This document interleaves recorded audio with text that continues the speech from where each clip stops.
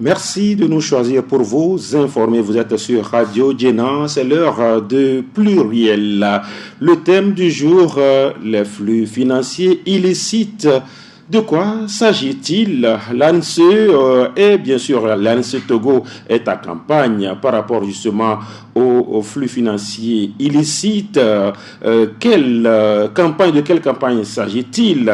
Qu'est-ce qu'on entend par avoir illicite? Quels sont les impacts des flux financiers illicites sur le développement économique et social de l'Afrique? Autant de questions à poser à notre invité en studio. Il s'agit de la directrice exécutive de ANSE Togo. Elle va nous parler également de leur structure. Je suis Latif Yorouma. Madame Priscilla Djodji, bonjour. Bonjour, monsieur Latif. Ça peut aller? Oui. Vous êtes sûr que ça peut aller? Oui, ça peut aller. D'accord. Alors, si ça peut aller, on va d'abord commencer par savoir ce que c'est que l'ANSE.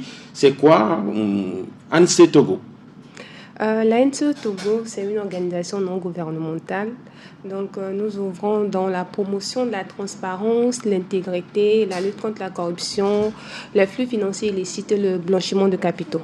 Donc, nos actions couvrent le plaidoyer, la sensibilisation, l'information, le suivi des politiques, le suivi des politiques publiques, etc.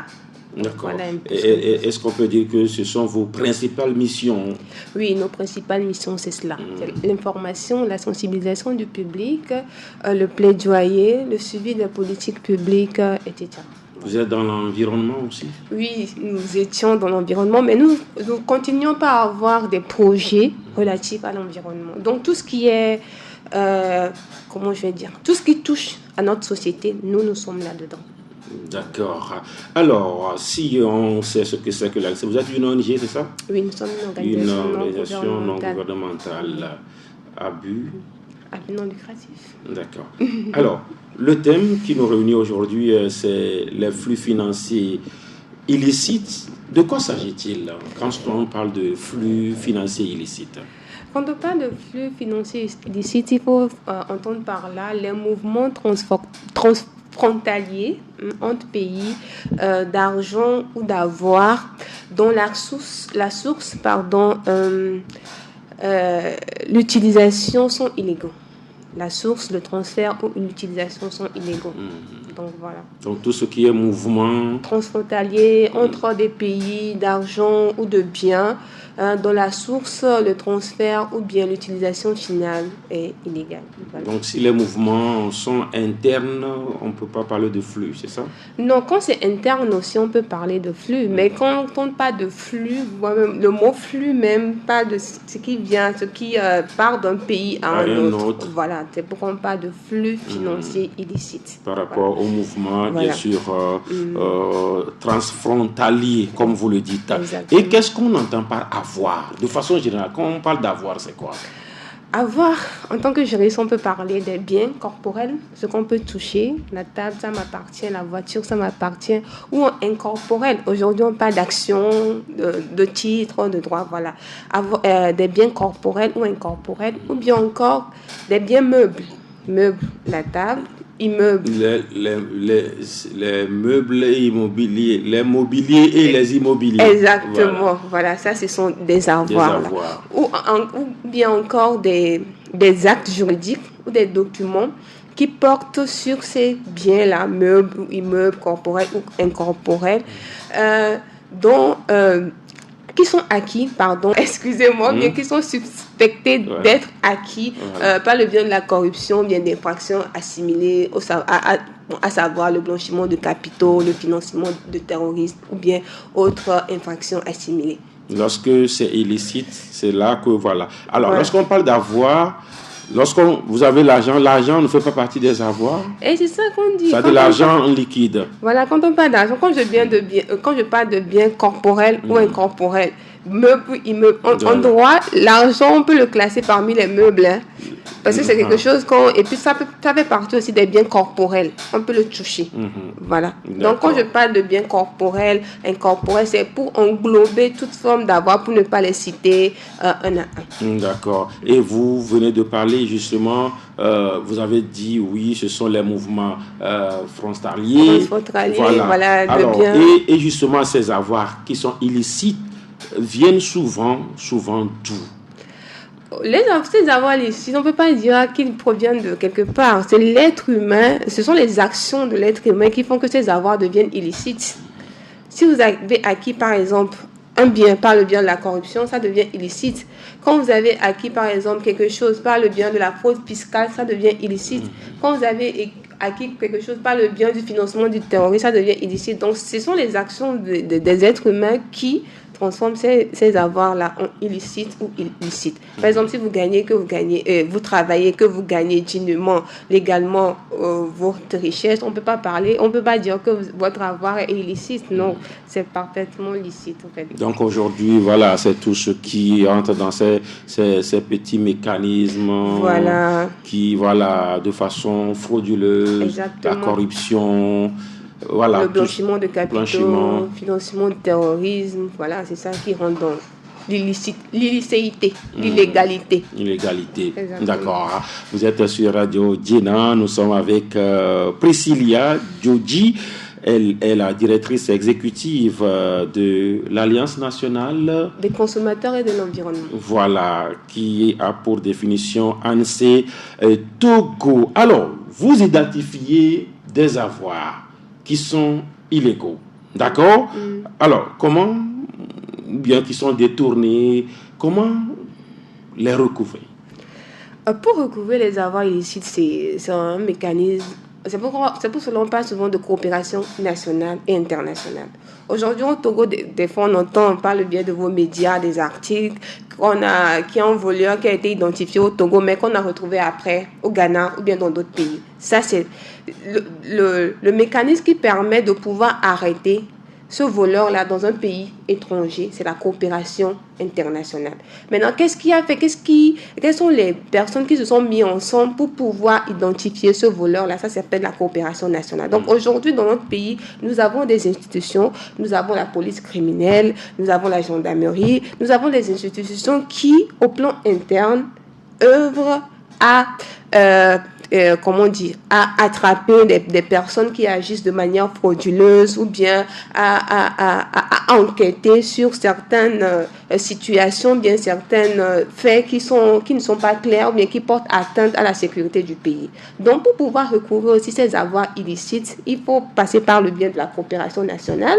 Et après, si on se rend compte que les biens là qui sont frauduleux, qui ont été acquis de manière frauduleuse, n'ont pas été utilisés dans le pays d'origine, ils sont par exemple utilisés dans un autre pays, on passe par le biais de la coopération internationale pour pouvoir recouvrer ces biens-là. Et puis, nous avons aussi besoin dans ces genres de cas des journalistes d'investigation. C'est pour cela qu'il y a les journalistes d'investigation qui font leurs enquêtes qui se rendent compte que dans tel domaine, il y a des avoirs qui sont acquis de manière illicite et qui portent atteinte au développement du pays et au-delà. Donc, ils font leurs enquêtes, ils s'approchent des autorités compétentes pour leur signaler le fait et ensemble avec les autorités compétentes, là on parle de la coopération nationale, ils œuvrent à pouvoir mettre la main sur ces délinquants-là.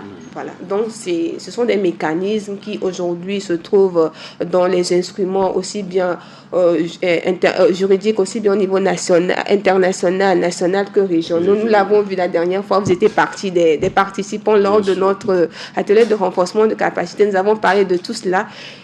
Qui permettent ou bien des dispositions qui sont claires, qui montrent clairement comment est-ce que la coopération nationale devait se faire et comment est-ce que la coopération internationale devait se faire pour ensemble recouvrer ces avoirs-là illicites. Autrement dit, le mécanisme le plus apte, c'est beaucoup plus les efforts mis ensemble entre pays. un pays. Si par exemple les avoirs, comme je viens de l'expliquer, les avoirs qui sont illicites, bien qui ont été volés, que vous rendez compte que il y a par le bien de la corruption, il y a cette personne-là qui a acquis, ou bien qui a acquis, ou bien qui a détourné. On parle des biens mal acquis. Voilà, qui a acquis de façon illégale certains biens. Par le biais de la corruption, ensemble, vous œuvrez ensemble pour pouvoir mettre la main sur cette personne-là. D'accord. Alors, il y a ce qu'on appelle l'impact des flux financiers illicites sur le développement économique et social de l'Afrique. Alors, quel est cet impact-là, Madame Djodji? Oui, l'impact sur notre pays et plus globalement sur l'Afrique, ce sont des impacts vraiment très négatifs. Quand nous voyons déjà ce que l'Afrique perd par an dû à ces flux financiers illicites, automatiquement, si un pays peut perdre cet argent, toute cette somme, bien un continent peut perdre toute cette somme-là par an, imaginez un peu ce que l'argent-là pouvait faire. Aujourd'hui, on parle de pays sous-développés, pays en voie de développement. C'est parce que il y a beaucoup de pays et beaucoup de flux, bien beaucoup de fonds qui quittent nos pays vers d'autres pays. Alors que ces fonds-là peuvent, aider au développement. Au développement du pays, à la construction de nos routes, à la construction de nos écoles, à la construction de nos universités, à l'amélioration de la vie de notre population. Donc, ces flux-là ont vraiment des impacts à tous les niveaux, que ce soit économique, social, parce que moi, vous et moi, nous souffrons également de ces fonds-là qui vont dans des pays étrangers. Vous voyez un peu. Donc, il y a beaucoup d'impacts. Ça réduit également les recettes fiscales. Ça réduit également, comment l'appelle-t-on, les recettes publiques.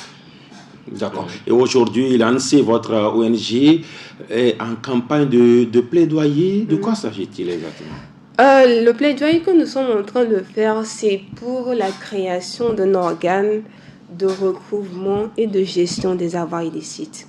Aujourd'hui, c'est vrai, nous avons des lois. Quand on parle de cadre juridique institutionnel dans la sous-région, le Togo est un pays qui est vraiment... C'est un exemple. Voilà, est un exemple pour les autres pays. Parce que quand vous lisez les lois, vous savez que nous avons de bons juristes.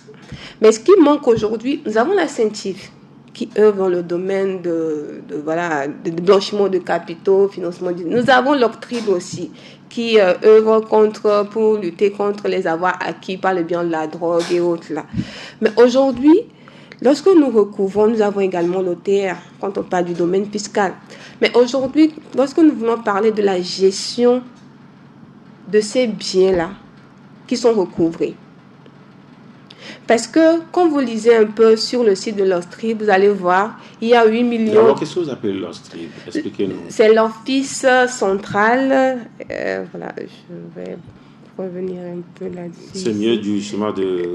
Voilà, l'Office central de répression du trafic illicite des drogues et du blanchiment. D'accord. Voilà, c'est ça l'OCTRID. Office central de répression du trafic illicite des drogues et du blanchiment. Donc, c'est pour être fidèle exactement au sigle que j'ai voulu me référer un peu à mes écrits. Voilà. Sûr. Donc, eux, ils œuvrent à confisquer ceux qui sont à arrêter ceux qui sont dans le trafic des drogues et à récupérer ces stupéfiants-là.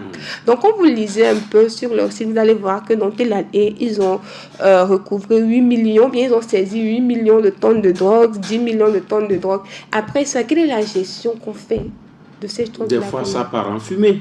Voilà. Parce que c'est ce qui se fait souvent. On dit, voilà, ça a été détruit. Et exactement, la CENTIF aussi, des fois, ils vous disent que, ok, ils ont recouvré des biens mal acquis, voilà. Mais quand vous allez aussi dans des commissariats, dans des gendarmeries, vous allez voir plein d'engins. Nous recouvrons, nous les saisissons, ces biens, pour que ces biens-là ne profitent pas. C'est comme c'est des biens qui ont été volés. Voilà. C'est l'État qui a été volé. Pillé, voilà. Pillé. Maintenant, voilà, pour que ces biens ne profitent pas à une seule personne, mais à toute la population. Maintenant, quand on les saisit, qu'est-ce qu'on en fait après? On les laisse pour que ça pourrisse. Ça devienne un gâteau glé-glé. Oui, et ça ne sert pas au pays finalement. Donc aujourd'hui, nous avons besoin d'un organe qui s'occupe non seulement de travailler ensemble avec ces institutions déjà en place pour recouvrer, mais pour gérer aussi ces biens-là. il faut qu'il y ait aujourd'hui, c'est vrai que nous avons, l'État est bien conscient de la situation. Il y a eu 2 avant-projets de loi qui n'ont pas abouti. Mais nous, notre plaidoyer maintenant, c'est d'attirer davantage l'attention de notre gouvernement. Que c'est vrai, il y a 2 projets d'avant. Les 2 avant-projets de loi, c'était pourquoi? Exactement, pour créer un organe, des fois on l'appelle un organe judiciaire de l'État. Dans d'autres pays, il y en a un organe judiciaire de l'État qui a la même mission que l'organe pour lequel nous faisons le plaidoyer. Donc c'était justement pour la même cause, mais qui n'ont pas abouti. Justement parce qu'il y avait un petit souci de tutelle à qui confier finalement cet organe-là, qui aujourd'hui, parmi les institutions présentes, qui va prendre en charge ou bien mener cette mission-là. Donc aujourd'hui, c'est pour... il faut peut-être un organe indépendant. Voilà. On ne peut pas adjoindre, par exemple, cet organe, cette agence, par exemple, à l'OTR. C'est un exemple donné. Exactement, parce qu'ils ont déjà plein de choses à faire. Il ne faut pas être jugé parti, par exemple. Voilà. Les avant-projets de loi, c'est parce que, quelque part, on se demandait, est-ce que c'est la CENTIF qui va s'en occuper ou bien est-ce que c'est le ministère de la Justice qui va s'en occuper? Parce qu'eux aussi, ils interviennent là-dedans. Comme je le parlais, il y a une question de coopération. Donc, ce dont nous parlons, ce n'est pas une question d'un mois, 2 mois, mais il faut vraiment s'asseoir, réfléchir. Quelles sont les missions de cet organe-là? C'est vrai que dans les avant-projets de loi, tout était déjà bien détaillé. Comme ça n'a pas abouti, c'est pour cela que ce n'est pas mis à la disposition du public. Tout était bien détaillé dedans. Maintenant, il faut réfléchir à qui confier. Bien, il faut créer, comme vous le dites, il faut créer un organe indépendant où il faut former les gens qui vont s'occuper vraiment de recouvrer, de gérer ces avoirs illicites-là et de le mettre au service de notre cher pays. Parce que l'objectif ici, ce n'est pas juste de saisir, de recouvrer, mais que c'est bien saisir, recouvrer, sert vraiment. On saisit maintenant un immeuble, il faut le laisser aux salamandres, aux araignées, non. Il y a plein de bâtiments comme ça. On peut partout aller dans les quartiers, dans les habitats, dans les cités. Voilà, il y a des immeubles comme ça. Voilà, c'est parce qu'il n'y a pas un organe. Ils n'ont pas cette mission-là, en fait. Ils n'ont pas, dans leur mission, ils n'ont pas la mission de gestion. Est-ce que dans votre campagne, vous êtes précis dans vos plaidoyers? Est-ce que vous êtes précis? Vous demandez l'État à créer, par exemple, tel organe et à le confier à tel institut. Est-ce que vous êtes précis dans votre campagne? Exactement. Les 2 ateliers que nous avons eu à faire, c'est d'informer un peu les journalistes, parce que nous avons besoin d'eux, et d'informer également les OSC sur ce que nous voulons faire. Nous leur avons parlé du cadre juridique, de l'impact de ces flux-là et du rôle de cet organe-là. Maintenant, bientôt, dans quelques jours, bien dans quelques semaines, nous aurons également un atelier avec les autorités compétentes. Et c'est là que nous allons aller plus en détail sur les missions qu'il faut vraiment confier à cet organe-là. À qui on peut confier, à quelle institution déjà en place on peut confier. Mais si ce n'est pas possible, créer un organe vraiment indépendant. Parce que des fois, c'est facile, mais il faut quand même voir ce qui est mis en place et la possibilité, puisque ce sont des moyens également qu'il faut déployer pour ça. On ne va pas créer un organe indépendant et mettre des citoyens lambda. Il faut les former. Voilà, il faut les former sur ce qu'ils veulent faire. Et ça, ce sont des moyens qu'il faut déployer pour faire tout cela. Vous savez que l'État a déjà un budget qui est déjà bien fait. Donc, ce que nous voulons, c'est encore un autre budget qu'on veut ajouter de trop. Donc, il faut cerner tous les contours. Tous les contours. Avant de se jeter. Voilà. Mais on ne va pas dire de se jeter à l'eau. Parce que, non, on ne se jette pas à l'eau. C'est un organe vraiment très important. Et comme je l'ai dit au début, l'État, notre gouvernement, on est vraiment conscient de cela. Donc, c'est pour cela, nous, dans l'atelier avec les autorités compétentes, nous allons aller encore plus en profondeur. Eux aussi, ils vont nous expliquer, nous allons nous expliquer. Voilà, ensemble, nous allons voir dans quelle mesure cet organe-là sera mis en place pour que cela serve réellement à notre pays. Le Togo, je rappelle que nous traitons des flux financiers illicites avec Madame Priscilla Djodji. Elle est la directrice exécutive de l'ONG ANSI Togo. Alors, est-ce que vous avez aujourd'hui des chiffres à votre niveau par rapport à ces pertes dont il est question? Est-ce que, voilà, au Togo, on a perdu par exemple tel nombre de millions, telle année, en Afrique, dans le monde? Est-ce que vous avez des chiffres? Et en matière de chiffres, en Afrique, nous avons, comme vous lisez un peu les rapports des institutions comme la CEA, la BAD et autres, là, nous avons des chiffres vraiment alarmants. C'est quand 1000 milliards de dollars qui sont perdus en flux financiers illicites, 90 milliards de dollars en 2020 par l'Afrique qui sont perdus en flux financiers illicites. Les chiffres sont vraiment alarmants. Donc, mais au Togo maintenant, il faut vraiment qu'il y ait un organe qui gère cela pour pouvoir avoir des chiffres vraiment concrets. Et les chiffres en Afrique, vous les avez eu où? C'est ça, je dis que c'est pas dans les rapports. Parce que dans d'autres pays, ils ont des organes judiciaires de l'État qui s'occupent de cela. Par exemple, au Nigeria, ils ont, par exemple, dans le cas, je ne vais pas citer, je vais parler du Niger ou du Nigeria.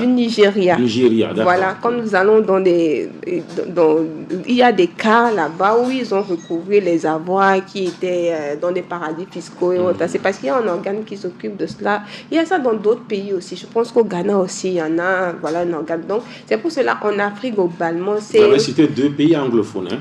Ah oui, mais les pays francophones aussi, je suis sûre qu'ils en ont. Hein. Je n'ai pas en tête, mais je suis sûre qu'il y a certains pays. La Côte d'Ivoire, je pense que la Côte d'Ivoire en a. Je crois bien que la Côte d'Ivoire a été citée comme pays ayant un organe ou une agence. Voilà, la Côte d'Ivoire en a. Donc, ce n'est pas seulement les pays anglophones, les pays francophones aussi en ont. Et je pense que bientôt, le Togo va suivre le pas. Et donc, votre plaidoyer, c'est par rapport au Togo? Oui, nous nous occupons du Togo. Nous sommes tous des Togolais, des patriotes togolais. Et quand vous donnez des chiffres sur le continent, ces chiffres n'ont pas été détaillés. C'est un chiffre global. Donc, ces chiffres sont, quand vous allez en fond dans les rapports, vous lisez au fond ces rapports, ces chiffres sont détaillés. Les domaines, et plus quand vous allez voir... Est-ce que c'est détaillé pays par pays? C'est ce que je veux dire. Oui, les chiffres sont détaillés pays par pays. Et le Togo a perdu combien de millions? Quand vous voyez dans les trucs, vous n'allez pas voir exactement les chiffres perdus, puisque comme je l'ai dit, il n'y a pas un organe. C'est l'organe de gestion, ces institutions internationales qui font ces rapports-là. Ils s'adressent aussi aux organes de gestion de ces pays. Ils font la somme. Voilà, ils voient un peu, parce que ces organes sont censés produire des rapports chaque année.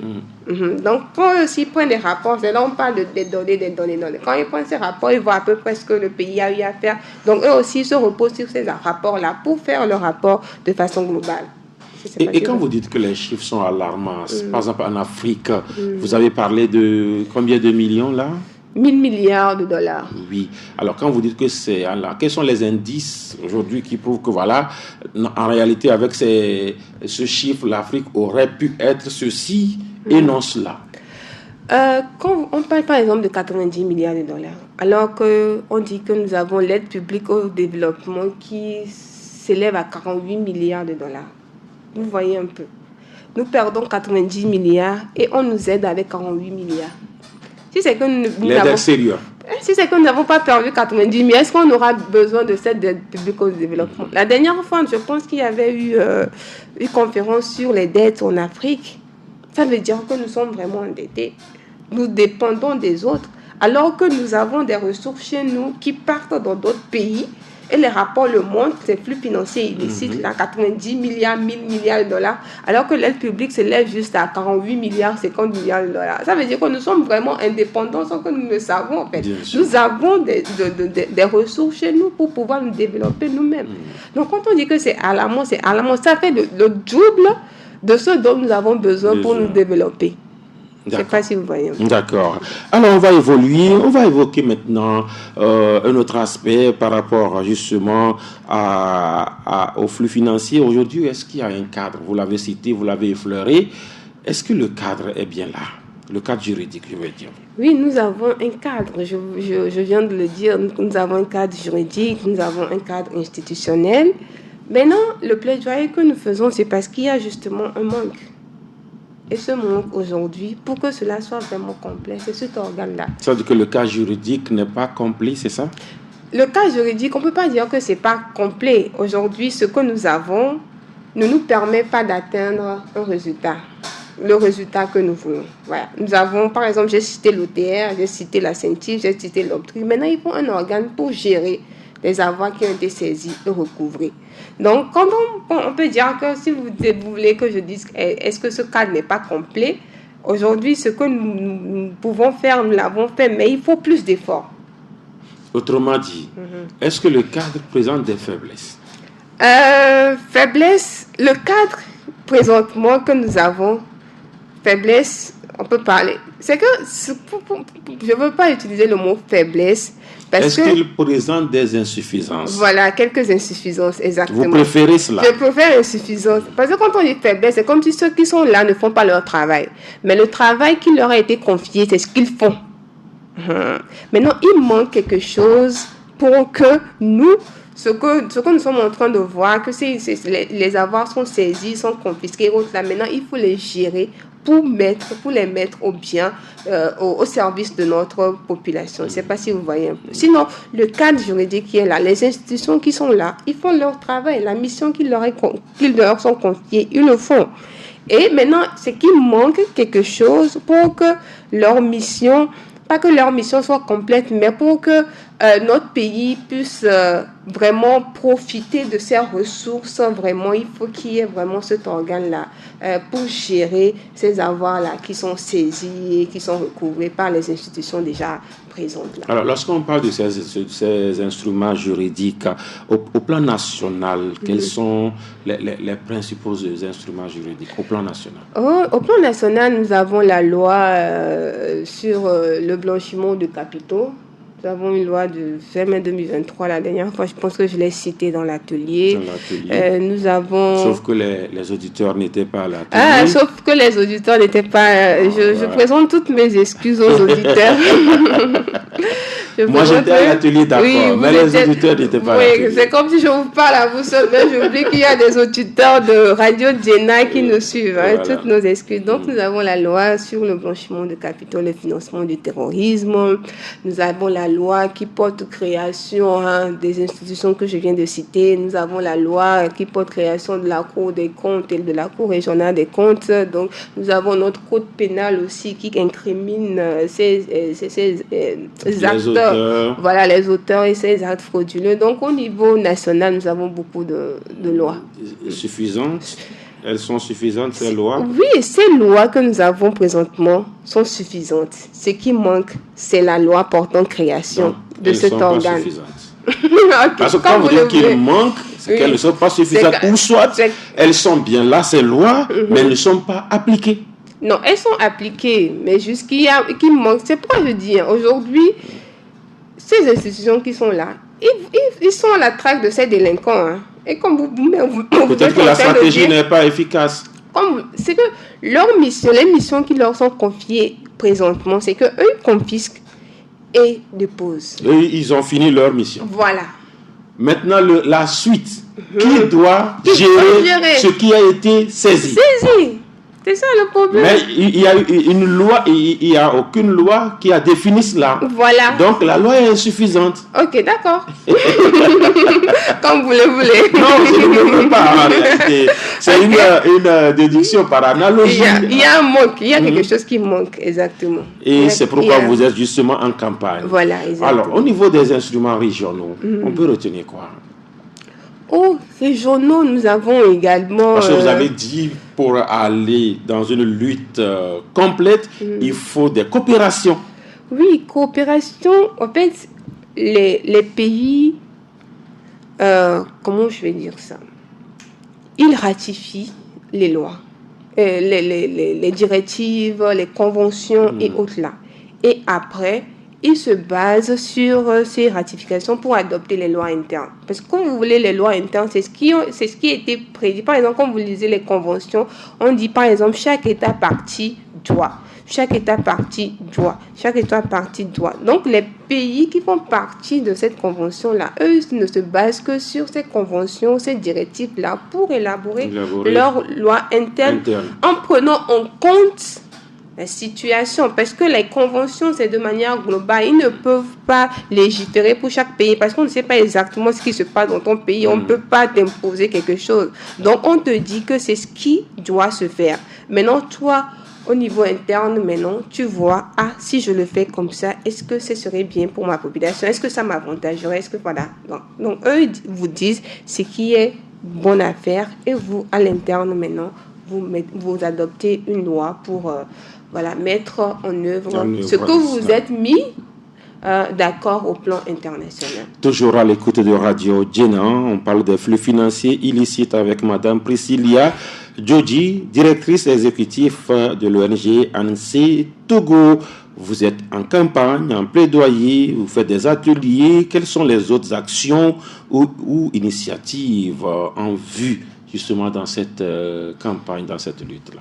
Je pense que je l'ai effleuré un peu quand je parlais. On a déjà eu à faire des ateliers. Donc la prochaine action que nous aurons à faire, c'est d'organiser un atelier avec les autorités compétentes afin d'aller en profondeur sur la loi qui doit être prise, quelles sont les missions qu'il faut conférer à cet organe-là, et voilà, tout ce qui est autour de cela.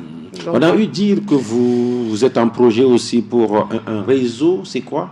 Oui, exactement, comme je le disais. Sur la création d'un réseau. La création d'une plateforme, oui. Donc la dernière fois, nous avons eu à faire un atelier également pour discuter un peu du format et du cadre juridique de cette plateforme-là. Donc comme je le dis et je le répète toujours, ce travail-là, ce n'est pas le travail d'une seule personne. C'est le travail de nous, organisation de la société civile. On ne peut pas le faire seul. Il faut qu'on ajoute, on sensibilise bien, on apporte d'abord l'information à nos collègues, organisation de la société civile. Et également, nous avons besoin des journalistes, des hommes de médias qui vont nous accompagner dans cette lutte-là. Je ne sais pas si vous voyez. C'est pour cela que nous voulons mettre en place une plateforme, parce qu'on dit ensemble, nous sommes plus forts. Nous pouvons, une seule personne, l'idée d'une seule personne ne peut pas faire beaucoup de choses ensemble. On sait que souvent, c'est les faibles aussi qui se mettent ensemble. Hein. Non, pas forcément. Bien sûr. Quand on est fort, on avance seul. Mais c'est parce qu'on n'est pas fort qu'on se met ensemble pour être fort. C'est cela en réalité. Hein. Pas forcément. Hein. Bon, si on est fort, pourquoi vouloir se mettre ensemble? Non, vous savez quoi? Moi, je vais un peu prendre l'exemple du monde déjà. Hein. Oui. Quand je vais prendre l'exemple du monde, Dieu sait qu'une seule personne ne peut pas vivre dans ce monde-là. C'est pourquoi il nous a créés nombreux, pour que nous puissions nous entraider. Parce qu'on est faible. On nous a mis ensemble pour qu'on soit fort. Parce qu'on est faible. C'est pas justement ça, mais c'est pas seulement les faibles qui ont besoin de tout. C'est péjoratif, mais bon, je vous comprends un peu, mais on a toujours besoin de l'autre. Vous pouvez dire qu'on ne possède pas la totalité du savoir. Je peux vous dire que je connais tout, mais vous allez arriver quelque part, vous allez voir que vraiment il y a des choses. Il y a besoin du zéro pour. Voilà, il y a besoin. Voilà. On me dit souvent que même un petit enfant peut conseiller une personne plus âgée que lui, quoi. Ce qui veut dire, nous voulons ici, c'est plus un travail intellectuel en fait. D'accord. Donc il faut que nous avons besoin des idées des uns des autres pour pouvoir travailler ensemble, accompagner nos gouvernements dans cette lutte-là. Et parlant de besoins, justement, vous avez besoin des journalistes de la presse. Quel est le rôle spécifique dans lequel vous voulez voir la presse, les journalistes? Oui, les journalistes, vous êtes des hommes des médias, vous avez pour devoir pour eux d'apporter l'information, d'informer, de sensibiliser et tout. Et aussi, parmi vous, je pense qu'il y a des journalistes d'investigation et autres. Donc, dans ce plaidoyer, nous avons besoin de vous pour apporter, déjà pour informer la population sur ce que c'est que les flux financiers illicites. C'est pour cela que nous avons pris le temps déjà de renforcer les capacités des journalistes qui ont déjà un background dans le domaine. Mais nous leur avons parlé de ce que ce plaidoyer veut exactement. Donc, informer la population et ensemble avec nous, d'œuvrer aux côtés du gouvernement pour la mise en place de cet organe-là. Est-ce qu'aujourd'hui, votre initiative fait l'unanimité auprès des pouvoirs publics? Oui, justement, comme je l'ai dit, ce sont des... Est-ce que votre initiative n'est pas une menace pour certains? C'est pourquoi je l'ai dit au début, eux-mêmes ils sont conscients. Et qu'il y avait déjà... Qui vous mettez eux là, c'est pour qui? Non, quand vous parlez des autorités compétentes, des pouvoirs publics. Voilà, la question était de savoir si notre initiative fait l'unanimité auprès des pouvoirs publics. Voilà. Donc les pouvoirs publics eux-mêmes, ils sont est conscient de l'impact de ces flux financiers illicites sur le développement. C'est pour cela qu'il y avait déjà eu 2 avant-projets de loi qui ont été initiés. Mais qui n'ont pas abouti. Je voulais justement venir là-bas. Ça n'a pas abouti justement parce que peut-être ceux qui avaient initié ces projets de loi-là étaient seuls. Nous, c'est pourquoi nous mettons ensemble. En ce moment, l'ANC n'avait pas encore ce projet-là. Non, en ce moment, l'ANC n'avait pas encore ce projet-là. L'ANC n'avait pas encore ce projet. Maintenant, c'est un projet qui vient renforcer, les initiateurs de ces 2 avant-projets. Voilà, de ces 2 avant-projets-là et attirer encore plus l'attention de notre gouvernement sur cela. Sinon, mais, les pouvoirs publics, nos gouvernements sont très bien conscients de ces flux financiers illicites-là qui quittent le pays vers d'autres pays. Donc, ensemble, là, nous sommes confiants que les choses iront mieux. Iront mieux. Déjà, avant justement d'aller à la mise en place de cet organe ou de cette agence en tant qu'ONG, ANSI, qu'est-ce que vous avez à dire aux auditeurs, à la population par rapport justement aux avoirs illicites? Merci. D'abord, moi, je remercie la radio Djena pour cette opportunité d'éclairer un peu la population sur ce que c'est que les flux financiers illicites et les avoirs illicites. Ce que moi, je vais dire à la population, c'est quand on parle, au début, vous nous avez posé la question de savoir pourquoi on qualifie ces avoirs d'illicites. Et j'ai répondu par le fait que ce sont nos actions qui font que ces rendent ces avoirs illicites. Quand vous travaillez et que vous gagnez votre pain à la sueur de votre fond, personne ne viendra un jour cogner à votre porte avec des menottes, avec toutes formes de corps habillés pour vous arrêter, ou bien personne ne vous poursuivra en fait. Et aussi, vous travaillez pour le bien de votre population. Je ne sais pas si vous voyez. Donc, ce que moi je veux dire à la population, c'est que travaillons, gagnons dignement notre pain et ne mangeons pas dans le dos des autres. Merci.